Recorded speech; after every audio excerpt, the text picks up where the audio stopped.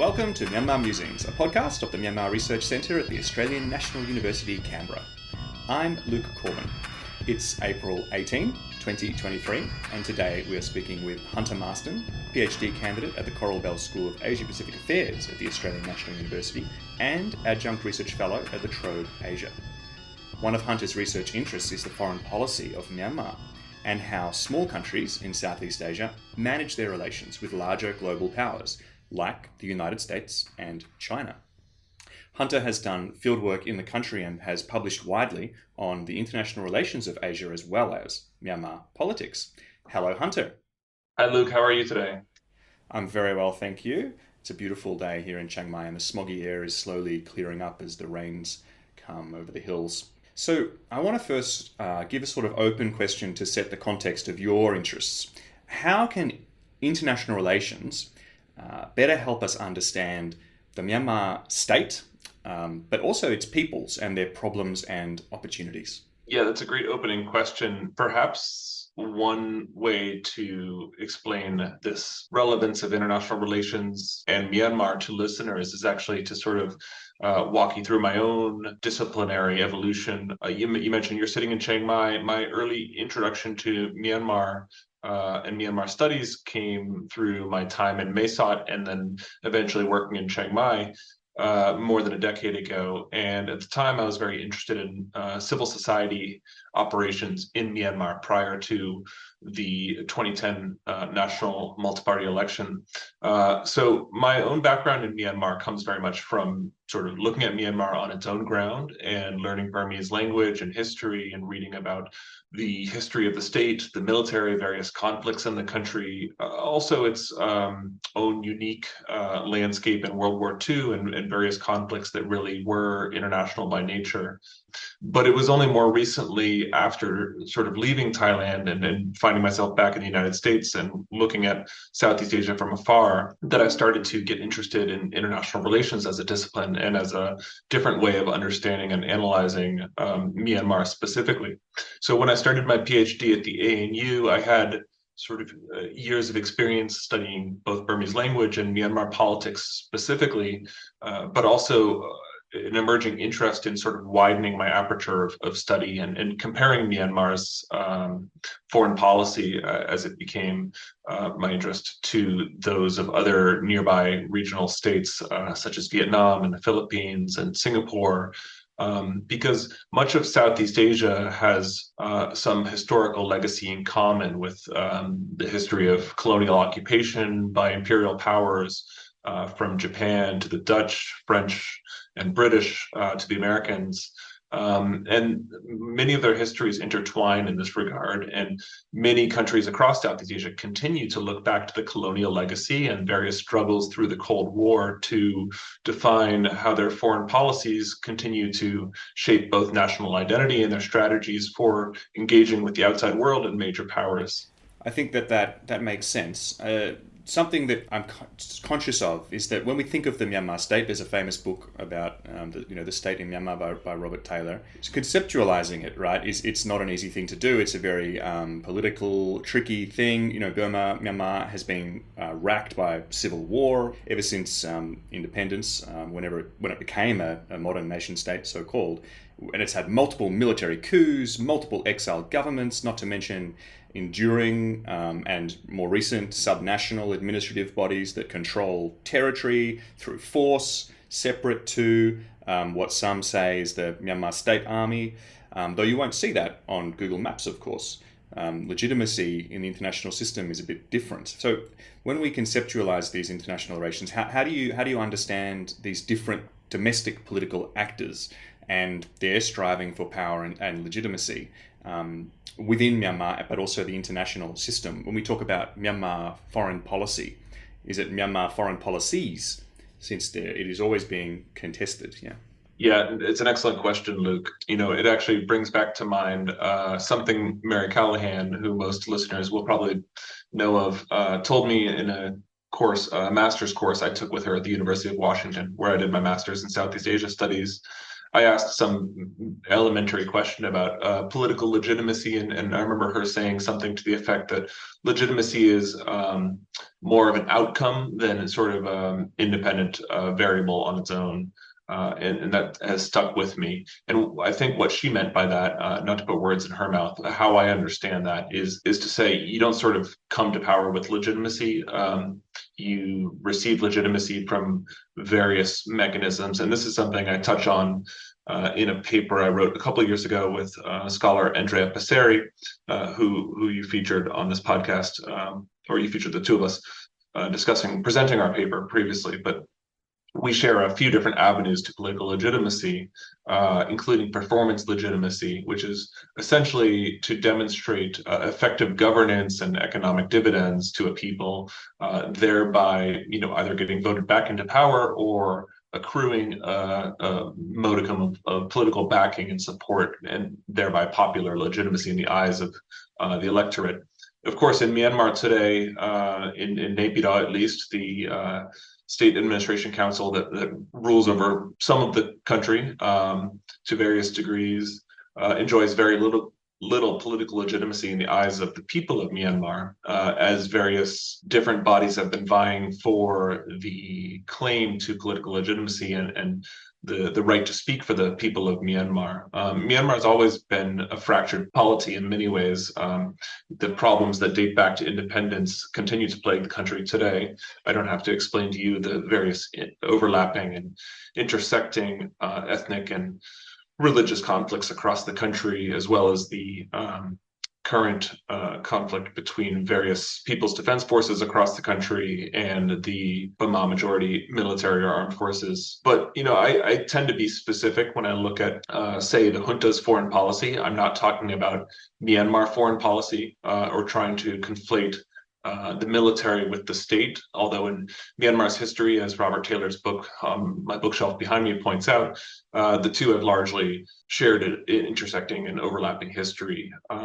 But today, I tend to isolate my analysis of the junta and Commander-in-Chief Min Aung Hlaing's foreign policy as that of the armed forces and not of Myanmar's diverse populations more broadly. So if you look to the NUG and its own the doctrines and vision it's been espousing, one of federalism and diverse ethnic coalitions, it's embracing international law. It's reaching out far more to Western partners, to the Association of Southeast Asian Nations, to the UN General Assembly, where Ambassador Chia Mo-tun continues to give his allegiance to the National Unity Government and the elected party of the 2020 national election, the National League for Democracy. Clearly, it's a fractured country, and you have to be precise in your terminology. So it's important to recall that when someone like me is analyzing junta foreign policy, it's not exactly to say that is the state of Myanmar and that is their foreign policy. Although in the eyes of certain international governments, if you look to, say, Vladimir Putin in Moscow, they are happy to engage on a state-to-state level directly with the SAC and say that, yes, the State Administration Council does speak for the people of Myanmar, and that's the party who has the strongest claim to political legitimacy, and therefore they will deal with them. But of course, we don't live in such a simple world, and other governments have refused to recognize the SAC as sort of a state actor in its own right. Yeah, it strikes me that this specificity is easy when one is an expert in a particular place, but it falls away very quickly. For example, how far do you take it? You're particularly interested in the superpower relations, so the United States and China, but the slippage is very easy to just say China when, of course, we also have Taiwan. And when most people say China's foreign policy, they usually mean the Chinese Communist Party's foreign policy. Is there any sort of solution to that? Is there a way to be tactful and to be meaningful when writing for people who don't necessarily understand the domestic contexts of other nations? A simple answer here, although I would just say, things could change dramatically and make something I'm writing now irrelevant if I'm assuming that the SAC will remain in power for years to come. Myanmar's various governments and juntas in several military incarnations and variously semi-elected administrations have come and gone over the years. There's a lot of continuity across foreign policy, even between the military and semi-civilian governments, which I've looked at previously. However, I think the best policy as a practitioner or scholar is probably just to be prepared for the unpredicted. A parallel would be to look at the case of Afghanistan, where the Taliban has been vying for political legitimacy in the international community. It, essentially rules de facto from Kabul. But just 2 years ago, that wasn't the case. And with the fall of the Karzai government, the international community's recognition of the Taliban government has been split.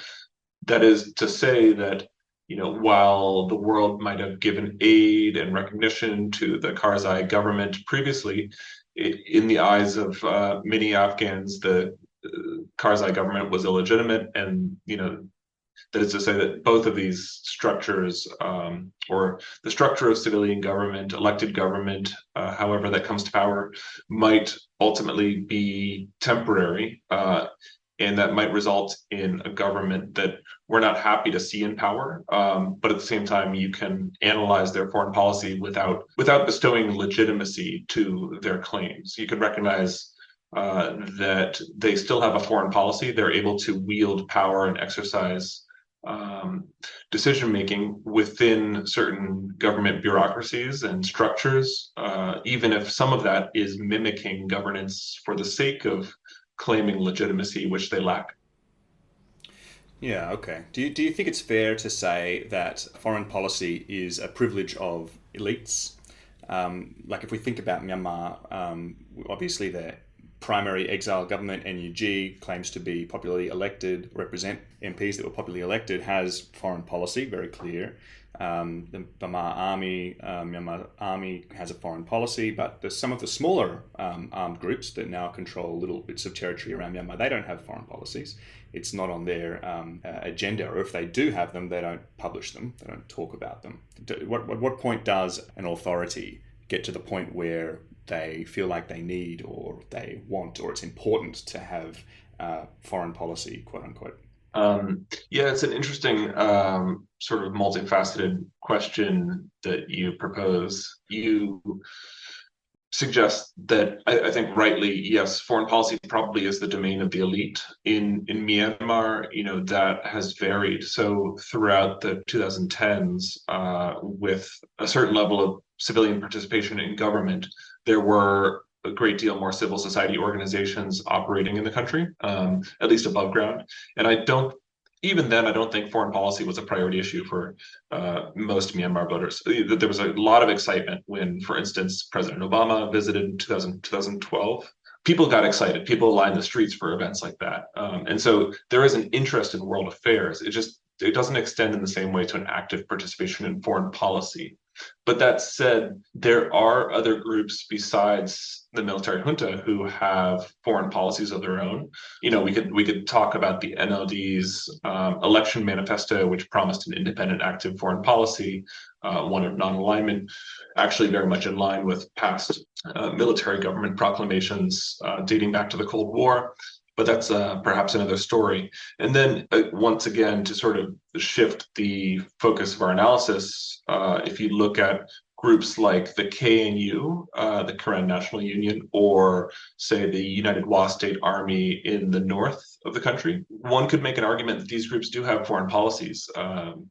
Probably that's clearer in the case of the United Wa State Army, which engages quite closely with various Chinese representatives, and actually operates with far more autonomy than other armed groups in the country. But of course, they have a foreign policy in mind because they have borders of their own. And in some ways, they might interact with the Myanmar military, the Burma-dominated military, as a foreign actor from their own ground, saying, actually, we are autonomous entities, and therefore we engage as a separate state, although it's never been quite clear in Myanmar's history how much autonomy, de facto authority the central authorities or military are willing to grant the Wa.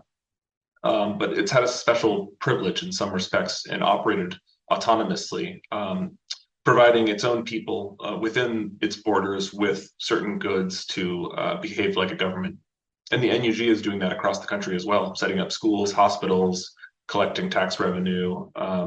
And part of that is to seek legitimacy, and part of it is obviously from what they feel is their rightfully elected mandate to deliver to the people. Yeah, I think that's a great answer. And finishing with the NUG there leads in directly to a question that I had about another of your publications. So, in the United States at the moment, there's a religious fever about the new Cold War. People are describing what is happening between the United States and People's Republic of China relations as either the beginning or the continuation of a new Cold War. And when we think about Myanmar, which is a smaller state, although you've dropped it from your case studies, states like it, yes, they need to hedge or they need to have multi-directional foreign policies if they are not completely buffeted by giant, much, much larger powers, right? So if we look at Myanmar, we have the NUG, which seems to have this ongoing intention to be supported by, or even, become a client of, if you're so inclined, the United States. And then you have the Myanmar military with its huge reliance on the People's Republic of China and on Russia. So this support provided by China and Russia is almost existential for the Sitat, for the Myanmar military. It's crucial, in so many ways. So do you still argue against this, because you published this a little while ago, do you still argue against the language of a new Cold War, and why? And then maybe you could spell out how these powers' support for these entities in Myanmar affects the country and the region. Yeah. So I wrote this piece in 2019, essentially arguing that the US-China Cold War is a myth, that it's a lazy trope and misguiding for several reasons. Perhaps the most important of which for our conversation today is that it really overlooks the agency of small and middle powers in Asia today. And Tom Parks, who's was a visiting fellow here at the ANU last year, has a great book just out, which argues that Southeast Asia is inherently multipolar.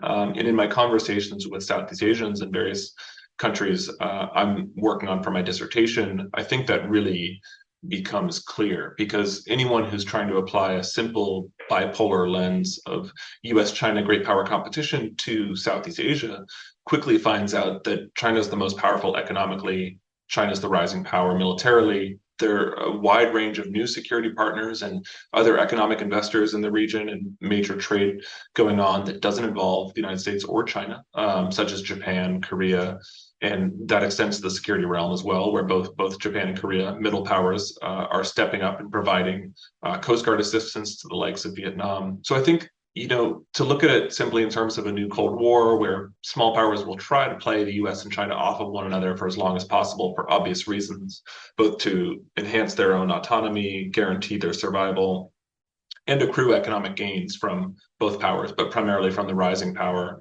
is to miss the larger picture of what's going on and the multiplicity of actors involved in the region. Because Southeast Asia is the fastest growing economy in the world, it's soon to be one of the largest populations, at least one of the largest middle classes in the world, and there's a youth bulge across the region. I think it's going to be relevant for quite some time, for decades to come.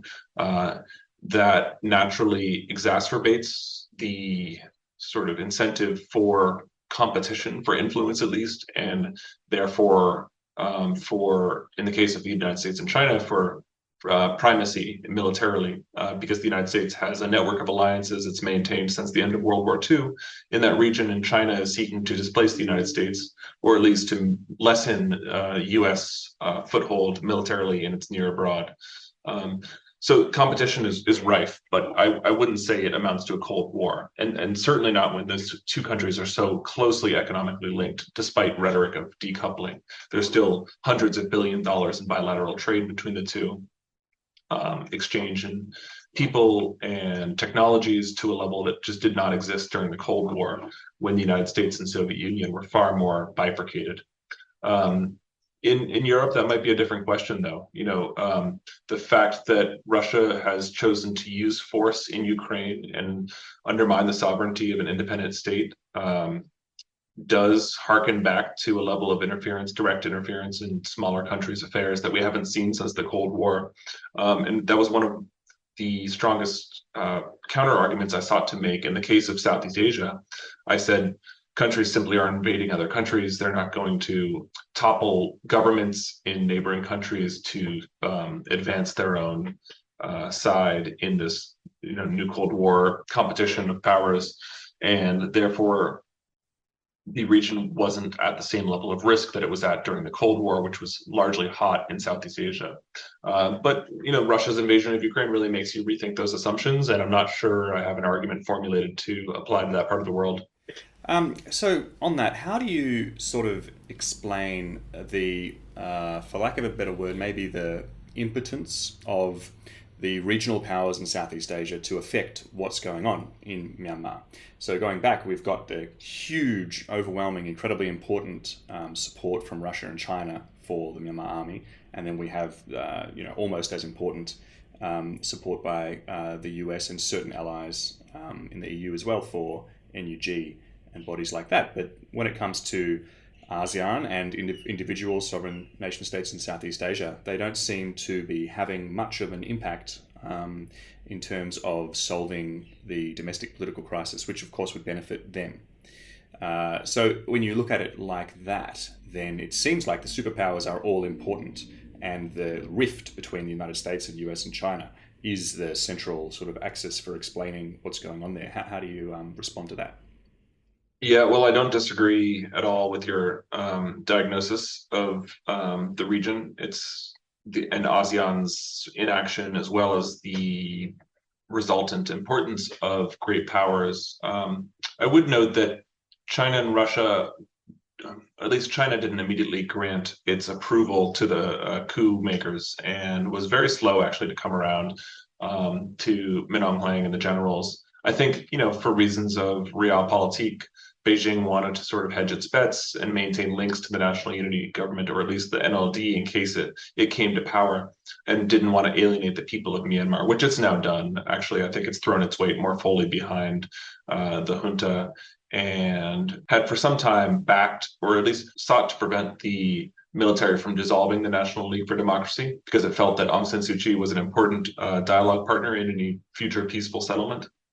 The fact that it's abandoned that position now and been engaging far more with the junta shows, I think, that Beijing is betting on the junta's staying power and against the NUG and People's Defense Forces from taking back power.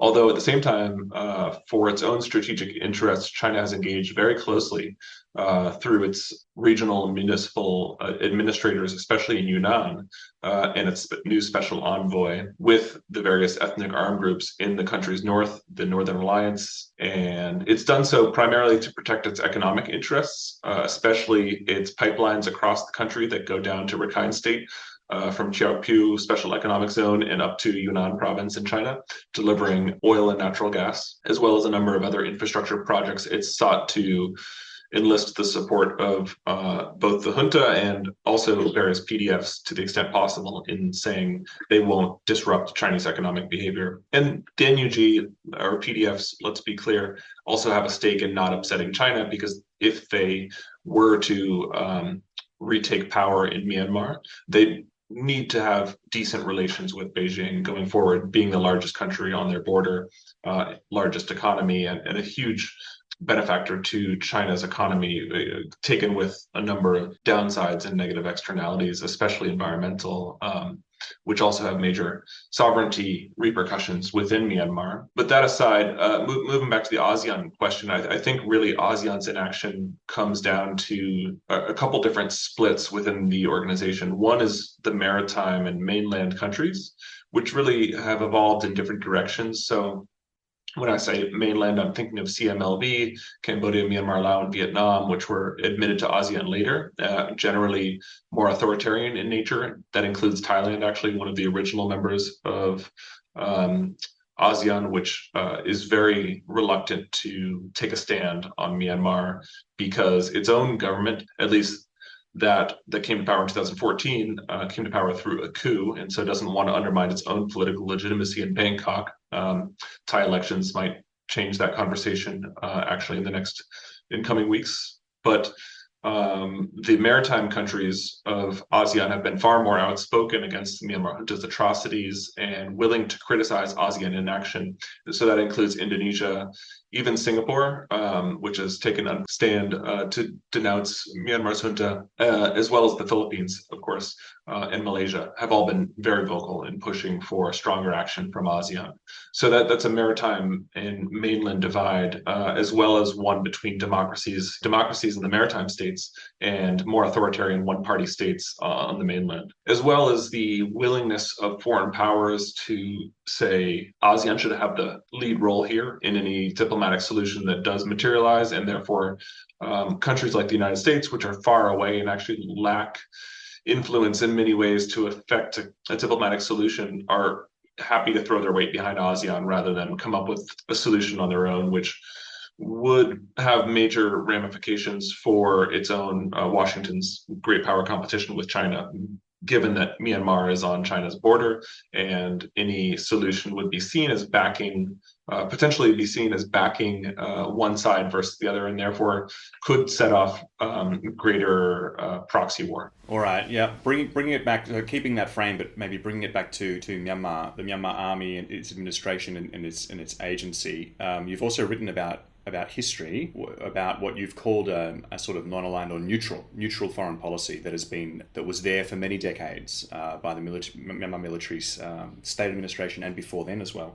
In the independence period, you've written about the different ways that that non-alignment was achieved.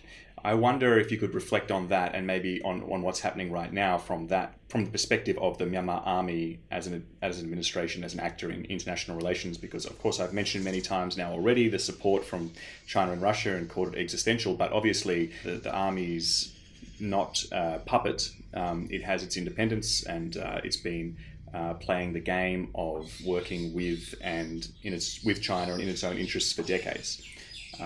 So please, you could start with the history or you could start with today. It's up to you. Right. Well, Myanmar was an important member of the non-aligned movement dating back to Prime Minister U Nu. I'm not a historian, and I have, yes, written some on this history of non-alignment, although various incarnations of government across Myanmar's history took differing interpretations of non-alignment and neutralism. So Ne Win's sense of neutralism, while he might not have aligned with either side, United States or Soviet Union, outright in the Cold War, also had very xenophobic and overtly isolationist overtones for Myanmar, and largely cut off the country under the Burma Socialist Program Party from the rest of the world, and really encapsulated the Myanmar military's deep-seated distrust of outside powers, and that really pervades the junta today. So I think in many ways, Myanmar's history of neutralism that sort of went off the rails continues to color the military's sense of paranoia, even if elected governments in Myanmar have taken a more proactive stance to engage outside partners. Even the Thein Sein government from 2011 to 2016, which was comprised of retired military officers and generals, had a far more nuanced or sophisticated engagement strategy to both do business with the West, chair ASEAN in 2014, go to the UN and signal that Myanmar is willing to be a proactive member of the international community than the military's default posture has been. So today, I note both a large degree of continuity, at least in rhetoric, with historical non-aligned and neutral foreign policy. Every government in Myanmar in the last decade has espoused a non-aligned, active, and independent foreign policy that includes both the Thein Sein government, Aung San Suu Kyi's NLD, as well as the current military junta that has come to power and pledged to continue Myanmar's non-aligned foreign policy. It's just that takes on different interpretations and responds to different contingencies over the years. So today, I don't think it's fair to call Myanmar completely isolated, because I think that really privileges sort of Western outlook. myself, coming from the United States, I follow Washington's policy of sanctions and diplomatic estrangement and censure of the military junta. So, you could be fooled into thinking the military is cut off from the world and Myanmar is isolated, when in fact it's actually deepened its partnerships with Beijing, with Moscow, and continues to do business with the likes of India, Thailand, and Japan. All important alternatives in its national strategy for survival today. Again, there I go, conflating national strategy with the junta's policy. So it is important to remind myself that I'm speaking about the junta's strategy of survival.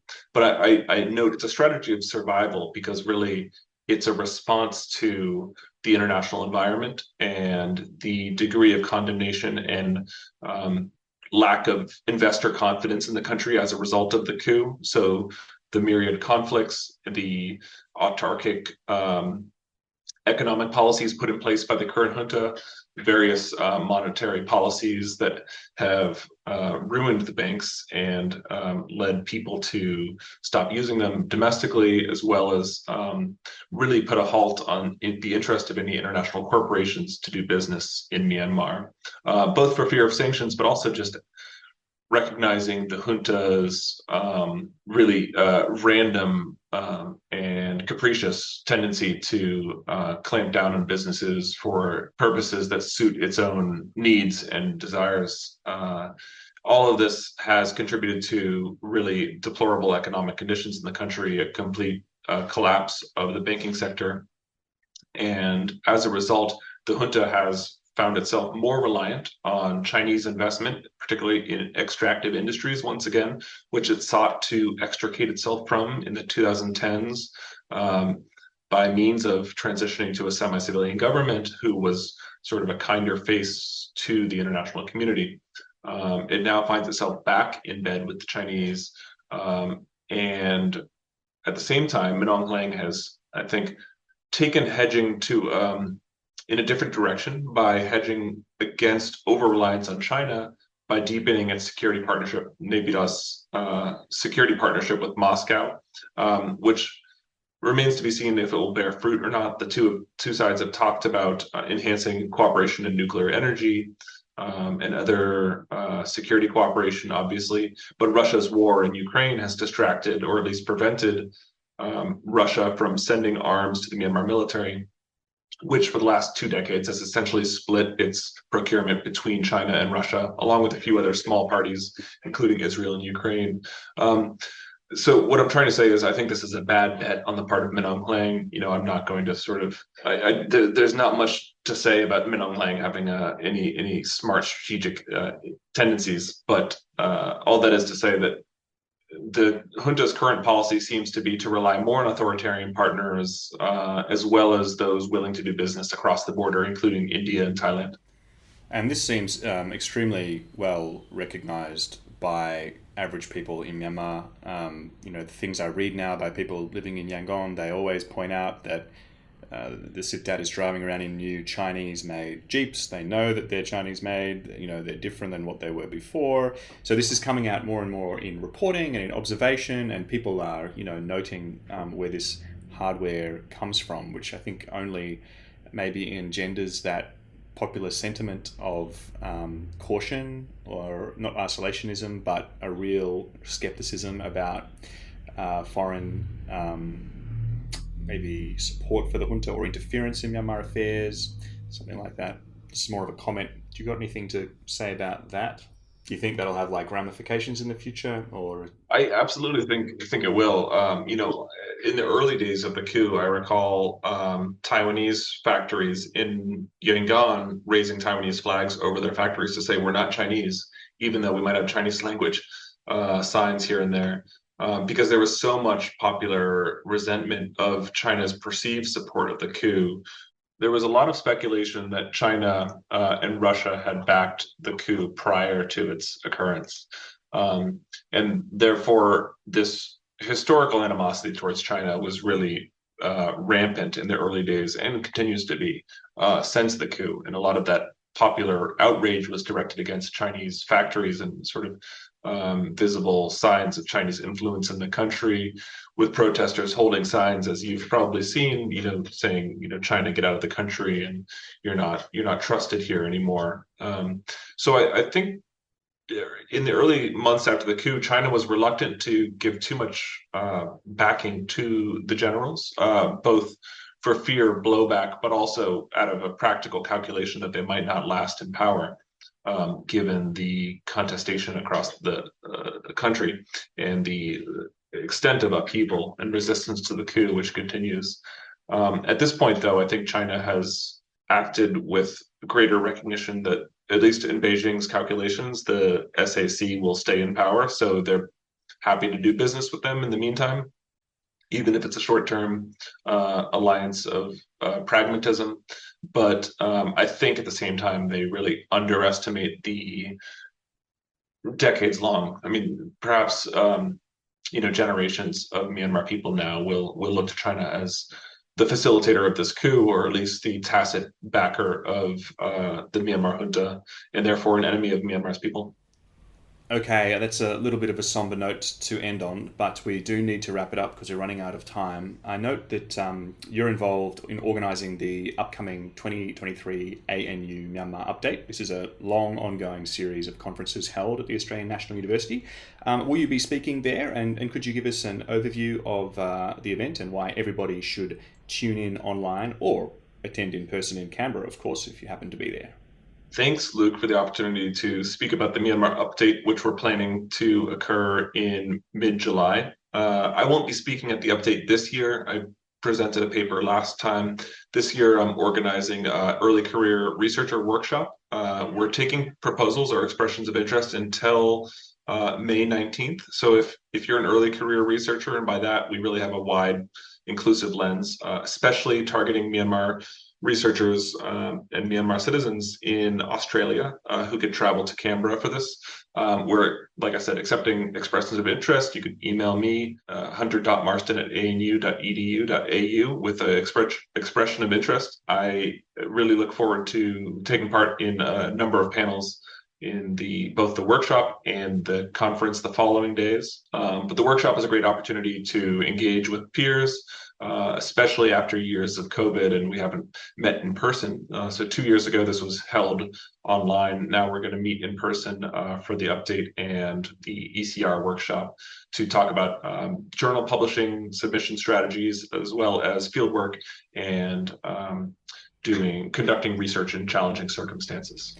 Well, thank you. That sounds like an awesome opportunity, and I hope the call goes far and wide. You get some great applicants for that, and I look forward to attending the conference. By way of conclusion, the podcast always asks our guest for a recommendation, something you've been reading or watching or listening to, or a hobby that you recommend to others who are interested in Myanmar affairs. We've had all kinds of different recommendations. You don't need to limit yourself to those suggestions, but something to leave our audience with before they finish this podcast. What have you got for us? Trying to think of what I've recently read.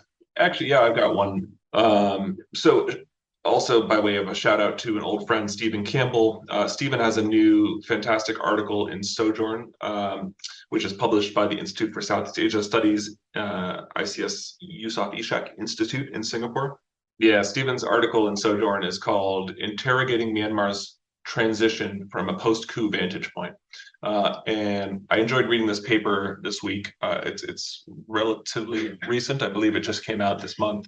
And it's taking a sort of a long view of the transition. He uses that in parentheticals to look at sort of some of the underlying structural continuity and contradictions in Myanmar's system, which challenge prevailing assumptions of just the term transition and how such a moment was both characterized in international media as well as by scholars of Myanmar.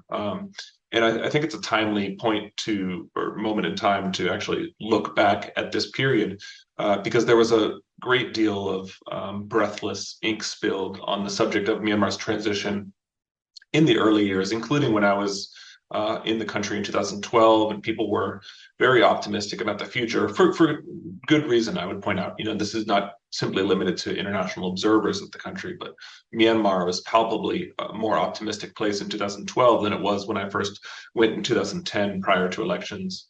Really was a sea change.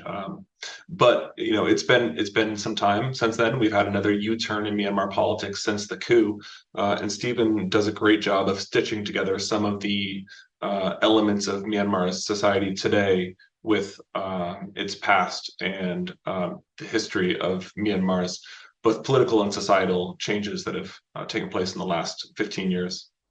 Thank you for that recommendation. I agree entirely. It's a sort of review piece, but done, after the fact, when there's been this huge momentous change, and Campbell, engages with several of the articles in this original book that he's responding to, which is called "Unraveling Myanmar's Transition."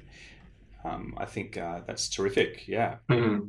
Yeah, I've got another one too. If you're taking them, you can always cut one if you like. I also recently finished reading Scott Marciel's book "Imperfect Partners," which is a memoir of Scott, former ambassador to Burma, in his time in U.S. government.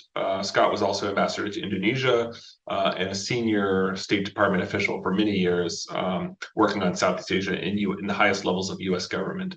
So his book is called "Imperfect Partners: The United States and Southeast Asia," and it really offers a rich narrative of his experiences in the region, and also points out to how the United States can better reconcile the paradox of human rights or values versus national interest and geopolitics, and sort of combine the two pillars of U.S. policy into an effective strategy for engagement in the region. Thank you. That sounds great. I'll put that on my list. I believe that he is still a frequent commentator on Myanmar affairs, right?